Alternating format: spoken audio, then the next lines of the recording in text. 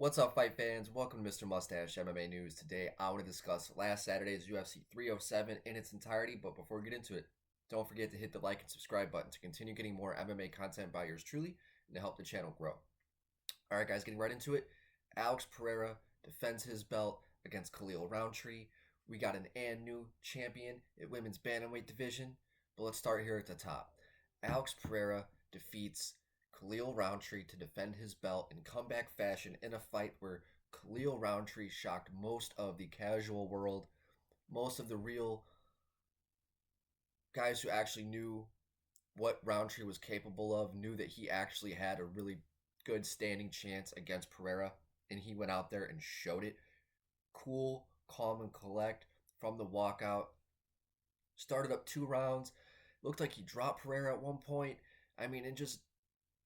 Honestly, I think the biggest issue for Rountree in those first 2 rounds was the reach and size disadvantage that he had against Pereira, where Pereira was just able to just stay just on the outside and just get away from those shots. But I also do like the head movement of Pereira. He was able to just get himself right out of the way out of some of those straight shots that Khalil was throwing. But Rountree, man, went out there and he was in a win-win situation, because if he goes out there and gets dusted by Pereira, nobody expected him to do any good. And you go out there and dust Pereira or even look good against Pereira, your stock is only going to rise. And with the way that he looked, it was, he looked like the elite Muay Thai fighter that he is against the elite kickboxer that Alex Pereira is. But Alex Pereira went out there and showed why he's a champion. He hung out there and was just able to weather that early storm, make his adjustments, and find success. And it was beautiful to see. And by the end of that third round, going into that fourth round, you saw that Rountree was just gassed. And that was probably another big issue for Rountree. Was his cardio. But a guy his size throwing the heat that he was throwing, missing a lot as well. And Pereira was still there the whole time. And he was just able to unload on Rountree in that fourth round and just get the fight over with. And just shows why Pereira is the champion. That's why there are championship rounds, because those are the guys who are still going to be there. Rounds 4 and 5 are the champions. But with Rountree, he learned a lot in this fight. I hope he takes some time off, let himself heal. There's probably not going to be a rematch, but maybe rebook Jamal Hill, Khalil Rountree probably makes the most sense. I know we got Ankalaev versus Rakic, so maybe even the loser of that. Or maybe even Yuri Prohaska if he decides to stay at 205 and not go down to 185. And as for Alex Pereira, what's next for him? Obviously, the winner of Ankalaev and Rakic here in October. And I'm not going to get too much into that, but I think that Rakic has more of a chance than people realize against Ankalaev. I think with Rakic, even though he did get finished by Yuri, he looked really good against Yuri early on for being so inactive after having that knee injury with Jan like a year and a half before that. And also I think he was just inactive for a long time before that as well. So I'm excited to see that matchup here because I think the winner of that is going to get Alex Pereira. All right, guys, moving on. Juliana Pena defeats Raquel Pennington by split decision in a fight that was just terrible judging. And this is probably going to be the theme of this video. Pena got the victory.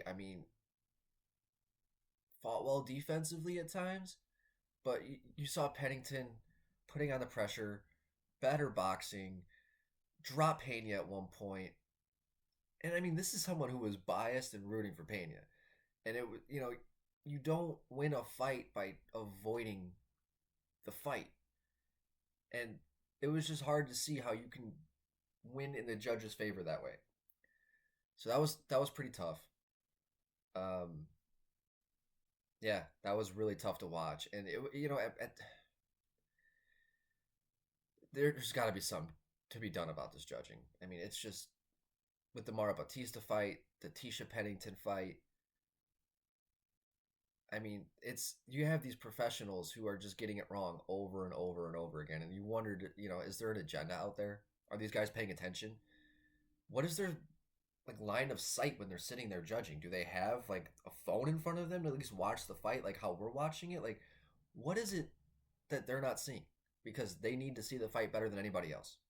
So that was really frustrating to see because I feel like we should have seen an and still instead of an and new, regardless of who I wanted to win that fight.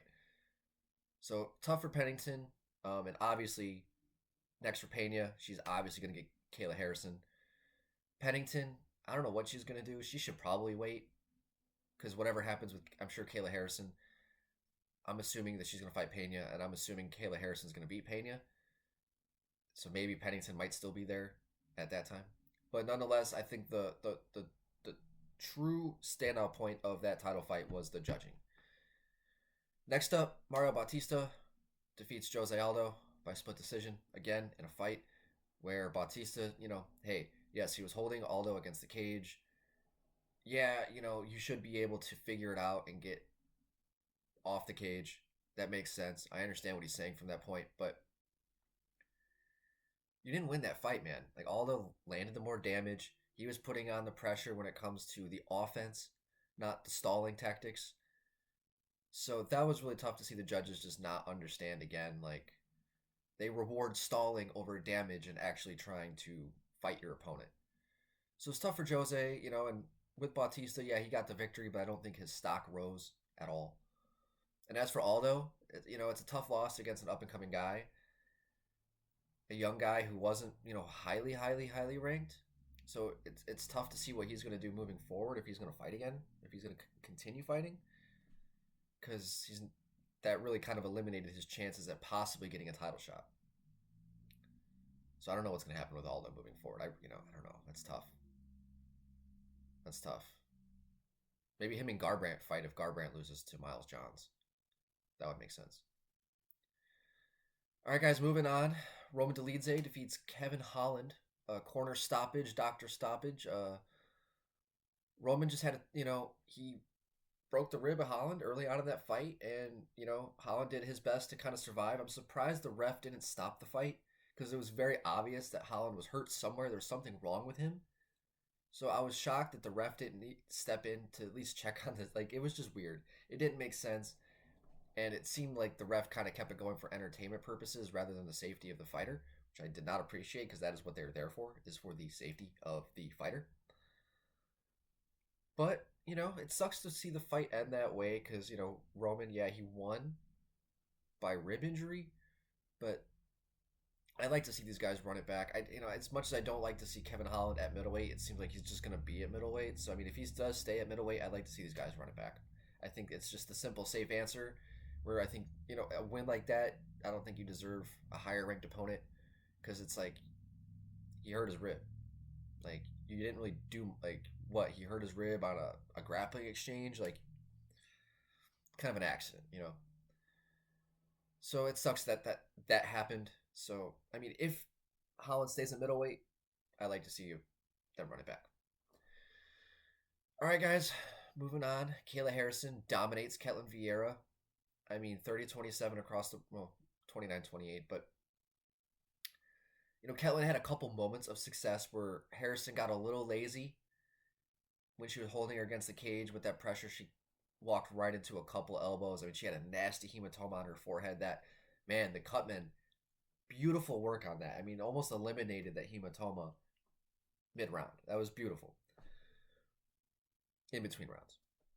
But with Kayla Harrison, I mean, obviously she's next up for a title shot. She went out there and just dominated a girl who's tough, physical, durable, very formidable at the bantamweight division. But Kayla Harrison went out there and just showed, man, her strength, heart, will, determination, dominance. So, I very much expect to see Juliana Pena versus Kayla Harrison if Juliana doesn't, because like it or not, Juliana can be a little difficult at times. But big win for Kayla. She's going to get the title shot next. If Ketlin, I don't know if you're going to get a rematch with Pennington. I don't know what's going to happen with all that. But Ketlin Vieira, there's a lot going on at the women's bantamweight division. She can kind of get her pickings there. All right, guys, next up to the top of the prelims. Joaquin Buckley finishes Stephen Wonderboy Thompson in the third round in a fight where Wonderboy, man, was looking good, looking sharp. Buckley was looking explosive, unpredictable as always, landing some shots here and there.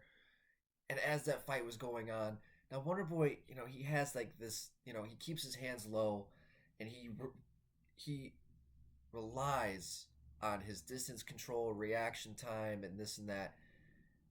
because he doesn't really keep his hands up. He really just uses his head movement, distance control, timing, and there's a lot of trust in that, because I mean he leaves his chin wide open, and I was thinking that too, Tori, because I mean Buckley was finding the chin. He was getting closer and closer and closer. And Wonderboy was not putting his hands up, but I think obviously that's his style. That's how he strikes. And Buckley found the button, dude. I mean, just crash your back against a cage like that. He caught Wonderboy right on the chin, put him away. Big victory. I forgot who it was that Buckley called. Usman. He called out Usman. Perfect call out. That's a great fight to make. I think Buckley's on what, 4 or 5 in a row now? Is it 5 in a row? It's 5 in a row. Fialho, Morono, Luque, Nurlston, and Wonderboy. All within since May of last year. Like this guy has just been on an absolute tear. He's impossible to deny at this point in the welterweight division. So I think Usman, perfect fight. And if he gets that victory, obviously a title shot. If it's going to be over Bilal or Shavkat, because obviously that seems to be the fight that's going to happen here at welterweight next. But if something were to happen with Shavkat where that fight does not get made, Bilal Muhammad versus Joaquin Buckley could very well be a title fight in the very near future. All right, guys. Oh, well, as for Wonderboy, he didn't say anything about retiring. Um, I'm not a fan of him still fighting if he's getting beat like this now. But maybe one more, That makes sense. But he just got KO'd by Buckley. It's tough to come back from. He's the guy who was always known for being that striking tactician who can't get finished. So, tough to see for Wonderboy, but whatever he does moving forward, I'm for it. Next up, Yasmin Lucindo defeats Marina Rodriguez by split decision in a fight I don't remember agreeing with that either. I remember thinking Marina's going to win this fight. She didn't win the fight. I remember being very pissed off. I love her style. She's such a tactician, technical boxer, kickboxer. I mean, her strikes, she's so fluid, so strong. She fights long with her punches, fights very bladed. Her kicks to the body are very sharp. So it's tough to see her go out there and get the loss against Lucindo, who fought dirty. I was not a fan of the way that she fought. I just, that was a tough one, man. These judges, they fucking suck, man. And then, and then moving on, Alexander Hernandez defeats Austin Hubbard. Split decision. Somebody gave it 30-27. Wait. 29-28 for Austin Hubbard. Wait. No, right, yes. Okay. I'm reading that right. 30-27 for Austin Hubbard. What the fuck were you doing for 15 minutes? It was a good fight, but if you're going to give a guy the rounds for just moving forward and getting punched in the face, not punching back, like Hubbard had some moments. You saw Hernandez's face at the end of that fight. Hubbard definitely had his moments. He won a round. But to sit there and say he won all 3 rounds or even won the fight, that's crazy. He was just overly hesitant. Hernandez was just landing the strikes at will, and he was just able to find his success. So that was really tough to see again, where like you almost saw a win get taken away from a guy who has had to battle through a lot of adversity, ups and downs, and he fought a hard-earned victory in that fight against Austin Hubbard. So that was tough to watch. Austin, I think just believing in yourself a little bit more, being a little bit less hesitant and going out there and just fighting your fight. You went out there and you put on the pressure. You had good feints, but it was just too much of it. And I think if you would have just let go a little bit more and had just a little bit more volume, less power, I think you would have found a lot more success against Alexander Hernandez in that fight. But back to the drawing board, I think that, I don't think they're going to cut you. I think that you're still going to get a good fight moving forward. And I definitely cannot wait to see another Austin Hubbard fight, win or lose. Moving forward, Cesar Almeida defeats Ihor Potieria. Don't remember the fight, but they got it 30-27 all the way around. I feel like I was cooking during that fight, so I don't remember that. So I can't really make any comments on that. But Cesar, clearly they gave him every round. I think he's 37-38 now, 7-1. So time's a ticking for him. So big victory. Hopefully they give him a highly ranked opponent next, like a top 15 opponent next, or right outside of that rankings, to capitalize on the lack of time that he has left for his prime. After that, we had the early prelims. Ryan Spann defeat OSP Oven St. Preux, minute 35 seconds by submission, guillotine choke, where, man, two big dudes went out there, big guys. You knew somebody was going to sleep. You just didn't expect by submission sometimes. And, you have Ryan Spann, who so inconsistent, right? And that was kind of my big thing. If Ryan Spann showed up in that fight, you knew he was going to get the victory because of OSP's age. OSP has been around for such a long time. He really turned back the clock. What fight was that? It was before this one because he was gone for a while and he did not look good. Kennedy Njoku, he went out there and beat Kennedy Njoku. It looked good. And against Ryan Spann, he had the low kick. He hit Ryan Spann with that low kick. And then right when the fight got reignited, Spann went out there and just, it was very, I mean, he was sharp, dude. He caught OSP. He did, he did the whole Brock Lesnar twirl, and Spann was just able to capitalize on that, got a hold of the neck, found the guillotine victory. And as for Ryan Spann, man, finding that victory, it's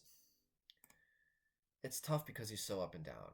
On any given night, he can defeat anybody. He's so good. He showed that against Dominic Reyes. But then he gets KO'd by Bogdan Guskov, loses to Anthony Smith, Nikita Krylov. Just a lack of focus. It's just a lack of focus out there. And it's just, Ryan Spann, he just needs to dial it in. He has to understand. It's tough too. When you have that pressure, when that cage door locks, it's different. It's different. And you see that, that's where the pressure comes on. It's like pinch hitting in the ninth inning. It's just that it's do or die in that moment. That's your paycheck. It's that 15 minutes. So you don't have 162 games to go out there and have a bad game. It's the Super Bowl every single time you step out there, and that's where sometimes these guys it's tough for them to kind of flip that switch. With Ryan Spann, we see a lot of inconsistencies, but hopefully the big victory like this, still young. What is he only? He's 33. He's still right there in the thick of his prime. He's got about 3-4 years left at 205 to really go out there and make a statement for his career. But nonetheless, I think he can do it. All right, guys, moving forward. Tisha Pennington defeats Carla Esparza by unanimous decision in a fight where Carla won that fight, man. She went out there, utilized good grappling. It wasn't exciting. Well, I mean, at the end, it was very exciting. It wasn't your typical Carla Esparza fight. But early on, just fucking tough, dude. It's fucking tough. Her retirement fight, didn't get the victory. The judges fucked her. At least she got her really cool retirement moment after the fight. Her kid was there and all that stuff. That was really cool to see her go off in the sunset, at least without a victory. But it was a moral victory. Everybody knows she won the fight. So even though it's a loss on her record, it's a moral win. And she went out there and got the respect that she deserved. A really nice tribute by the UFC. That was cool. All right, guys, last but not least, Court McGee submits Tim Means 3 minutes in the very first round, where Court, after having his neck surgery, he looked like the Crusher, looked solid, looked like he was phenomenal fucking shape, and just looked strong. He just had that leverage. He was just able to just capitalize off that neck break, got the fight to the ground, and just you saw Tim. He was grabbing his neck afterwards. I mean, Court went out there and put on a nasty neck crank to get the submission victory over a tough, durable pioneer of Tim Means. And for Tim, I don't know if he's going to fight again. If he doesn't, it's okay.